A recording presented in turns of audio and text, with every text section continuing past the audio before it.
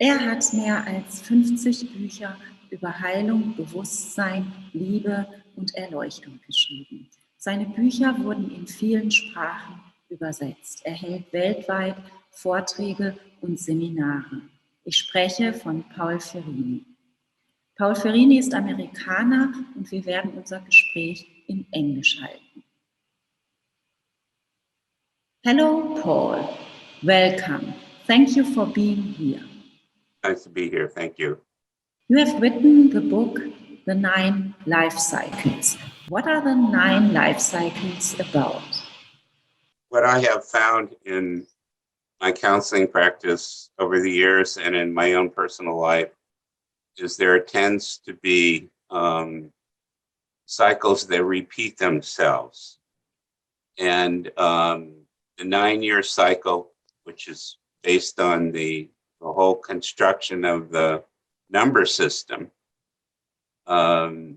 is the one that I found to be most effective. And the reason it's important is that many people, when they get into the later part of their cycle, get very frustrated because they're trying to manifest all these things and nothing is working. Maybe they're starting a new job or a new relationship or a new project, and it just doesn't work because the energy is not there to support creative work. So it's really important that people understand that within the 9-year cycle, there is an active phase and there's a passive phase. So the passive phase begins basically at birth, which is what we call year 0. From 0 to 1, it's the first year of the cycle. And this is a year when we are to be quiet and to be visioning and being open to new energy coming in and new opportunities to emerge in our lives. This is not a time when we should be doing a whole lot of stuff. We should not be in achievement mode in the first year of our cycle. In the second year of our cycle, we begin to get a sense of direction, where we want to go. And we begin to study and plan and prepare for this, this cycle and how it's going to manifest in our lives. This is still a passive year. By the time we get to the year 3, we are ready to really begin to be more active, to put the vision out there, to interact with people, to get support, to develop allies and support. And from years 3 to year 7, those are the years of highest energy in the cycle. So if we understand that, then we can align our lives and our efforts in such a way that the energy is behind us. And what happens to a lot of people is they start trying to do all their manifestation at the end of the cycle when there is no energy left. And when it's time to go within, to look at what's happened in the past 7 years, to understand the mistakes that were made, what we can learn from our mistakes, begin to detach, and go into a time really of introspection, meditation, to prepare for the next cycle.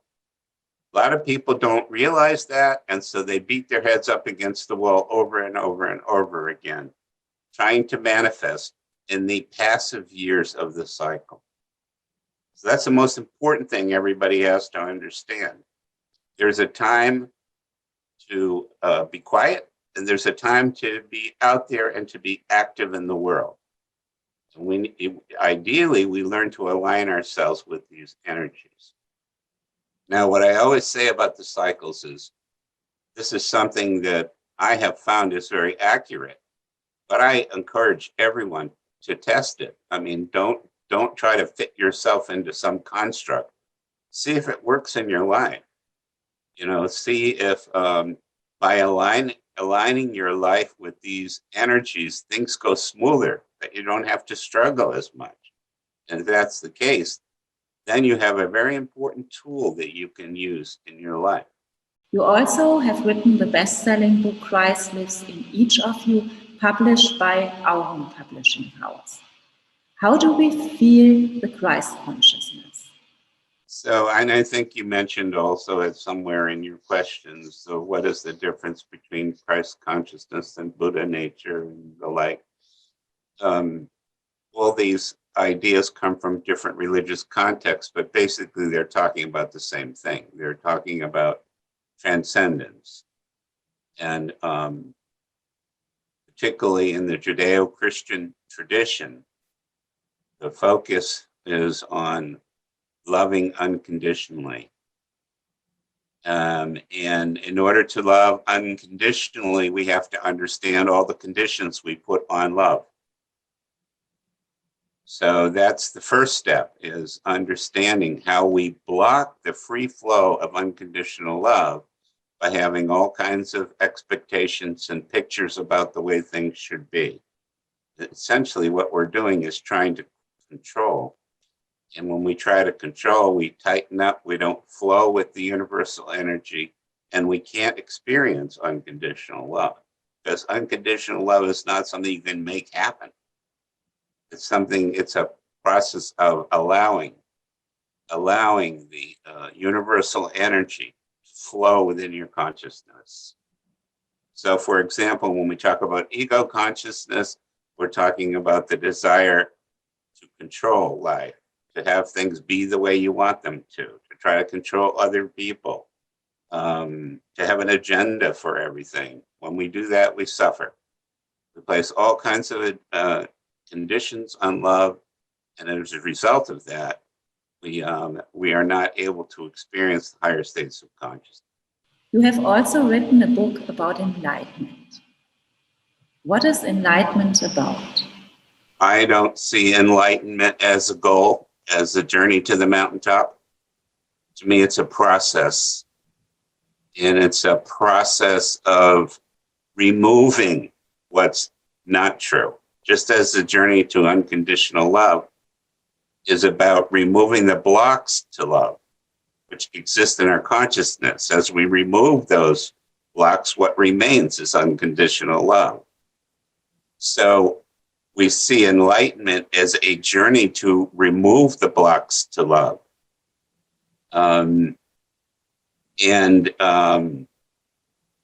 We don't see it as needing to study some particular technique, to have some kind of peak experience. This is not the way I understand enlightenment. I understand enlightenment as a peeling away of what's not true, so that we are left with the essence of who we are, which goes beyond ego consciousness. And there is no way you can control enlightenment, no matter how much spiritual practice you do. Enlightenment is a gradual process that has its own timetable, and it's very much based on, how much you are able to really surrender your life. You spoke about recognizing what's not true, but how do we recognize what's true? How do we recognize our true nature? Not difficult at all. We make it difficult because we go into our heads too much trying to figure everything out. It's not difficult at all. When you have pain, obviously you're resisting life. So right now there is a block in my consciousness to the free flow of unconditional love, or I wouldn't be in pain. I experience pain when I am swimming against the tide, when I'm fighting life, when I'm not surrendering. So whenever we go into pain or constriction of any kind, we know we're off the mark. That's what sin means. Sin means off the mark. We're not in the flow. So then we have to find a way through our spiritual practice to come back into our hearts, to recenter, and to look at the things that we're doing that are out of harmony with who we are and out of harmony with other people. So we look at harmony as being a state that anyone can achieve simply by surrendering to it and removing the blocks to love's presence. But this requires spiritual work. This is not something that will happen by itself. We need to understand how we interfere with the flow if we're going to rejoin the flow. That is a consciousness, that's an awareness that we have to have. We need to catch ourselves when we move out of the flow. When we start to struggle, when we start to experience pain and suffering of any kind. That means there's something off within consciousness. It could be simple as that we have a big expectation that's not realistic, that we're placing on life. And so we're bitterly disappointed when it doesn't show up the way we want it to. One of the truths about life is that life never shows up the way we want it to, or if it does, only briefly. So we're constantly having to adapt and be flexible and work with what is, as opposed to trying to impose our own definitions and pictures of reality. And what is your own experience? Did you have a teacher? I, like many people, have had big experiences, but they are not important. It's the daily spiritual work that's important. Because this is a process. You know, nobody takes the journey right from the bottom of the mountain to the top of the mountain. It is a process, and there's a lot of up and down and all around in the process.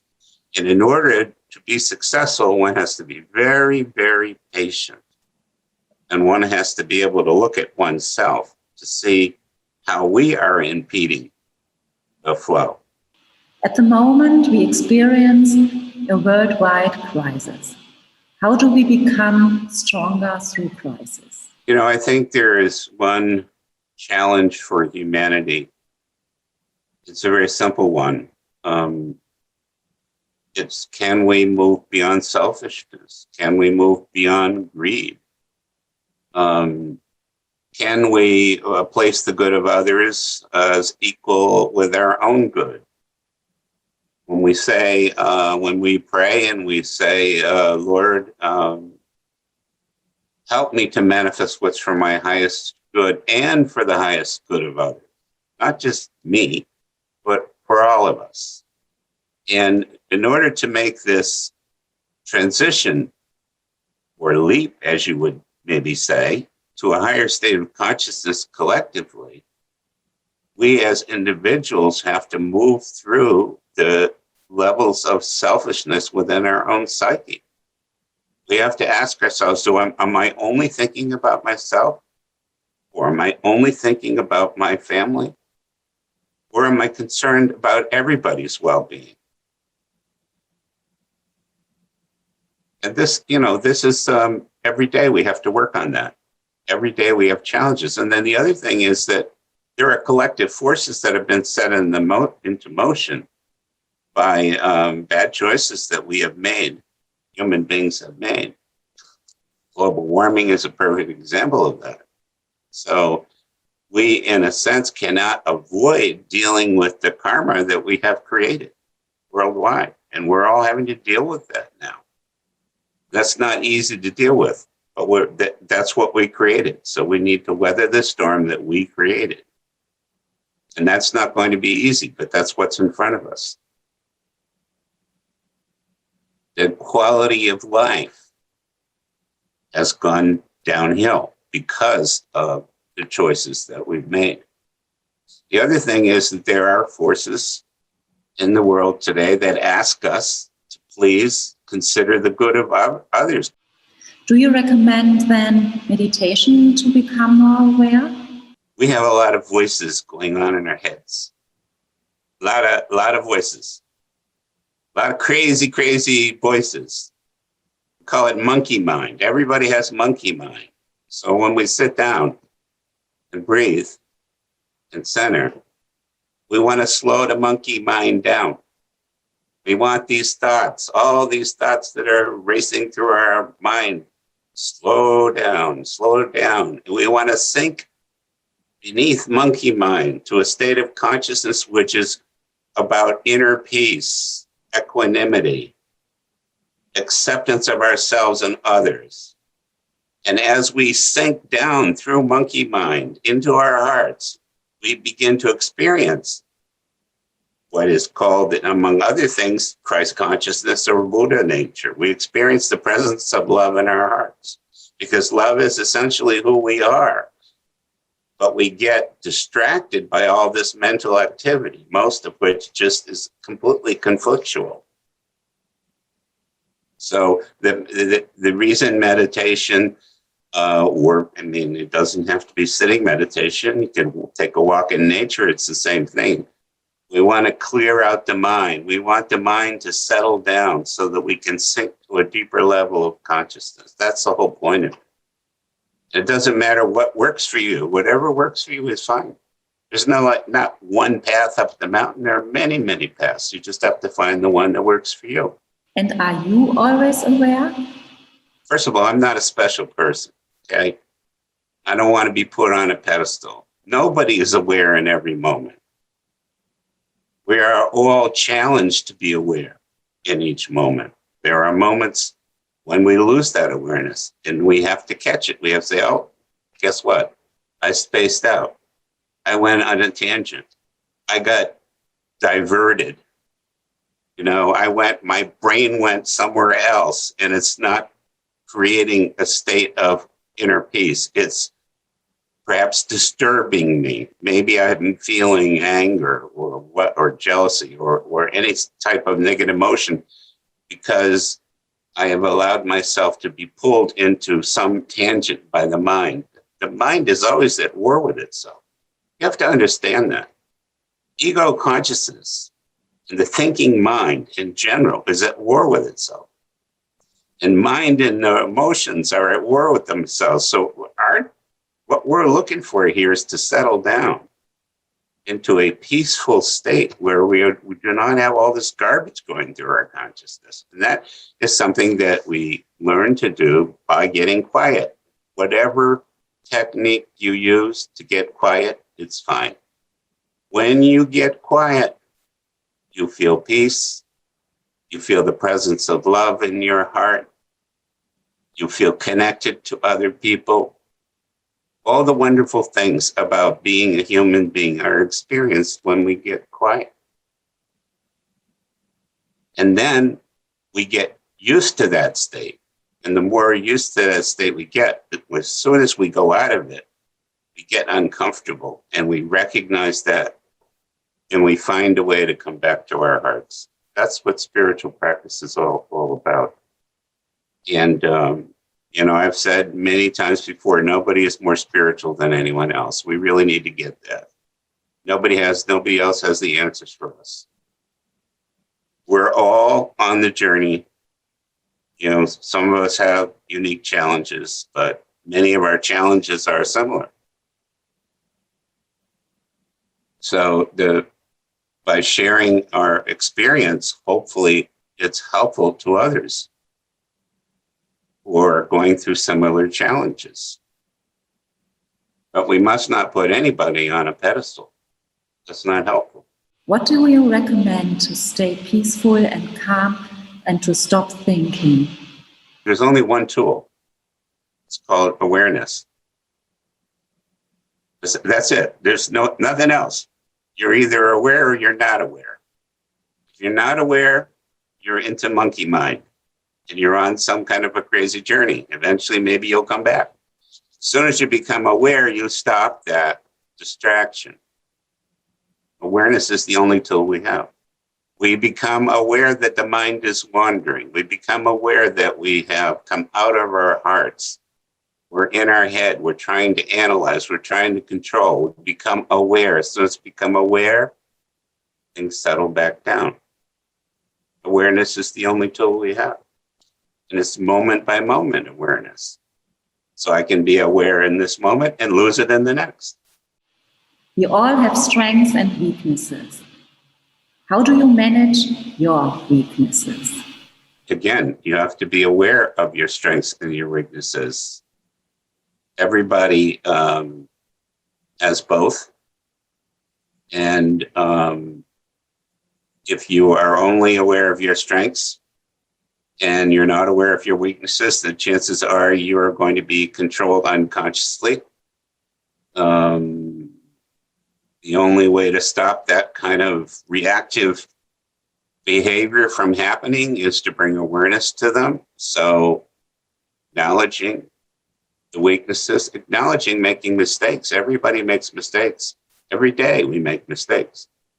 We can't pretend that we're not making mistakes. We need to acknowledge them and learn from them. That's an ongoing process. So we need to accept our weaknesses. We need to not be ashamed that we have them. We're all human. We're all imperfect.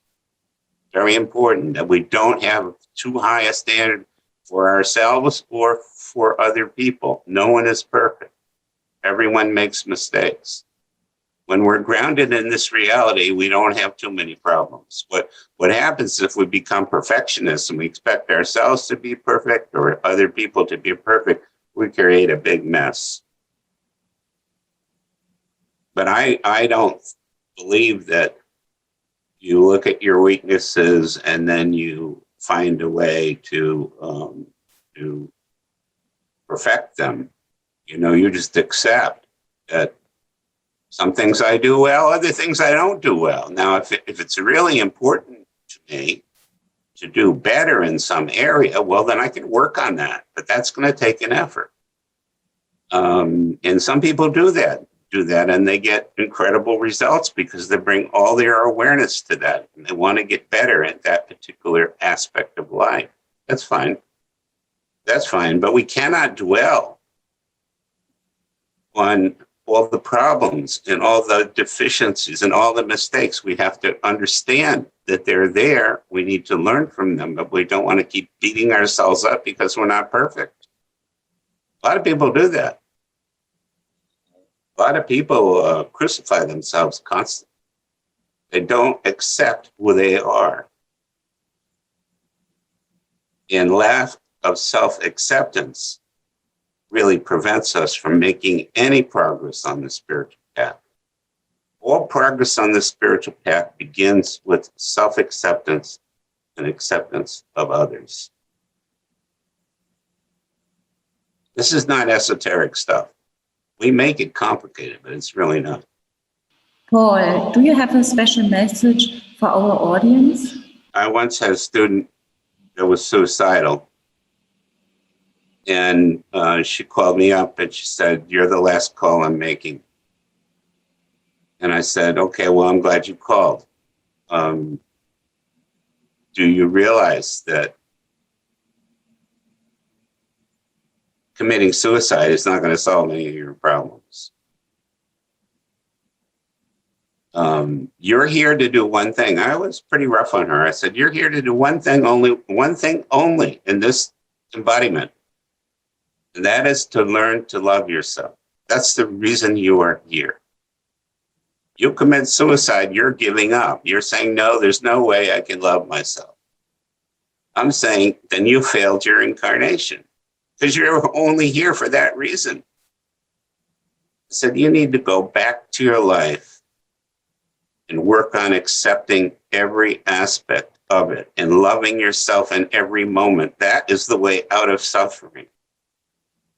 And that's what I say really to everyone, is that we're only here for one purpose, and that's to learn to love ourselves. Loving other people naturally happens when we love ourselves. I'm not talking about selfishness. I'm talking about real self-acceptance, real kindness to ourselves. And from that kindness to ourselves, become more kind to others, more accepting of other people. So everything gets better across the board in our lives, but it all begins on our relationship with ourselves. That's why I ask all of my students to use a mantra, very simple one. Am I loving myself right now? Use this throughout the day, particularly when you find yourself becoming upset or disturbed. Ask yourself, am I loving myself right now? And chances are the answer is going to be no, and it's okay. Don't beat yourself up. Just use this as a tool for awareness that said, right now, I'm not loving myself. The only reason I'm here on this earth is to learn to love myself. And I need to start right now. This is ongoing spiritual practice all of us are doing in one way or another. You're having a loving relationship with yourself is the key to everything. Thank you, Paul, for sharing your wisdom and your message. My pleasure.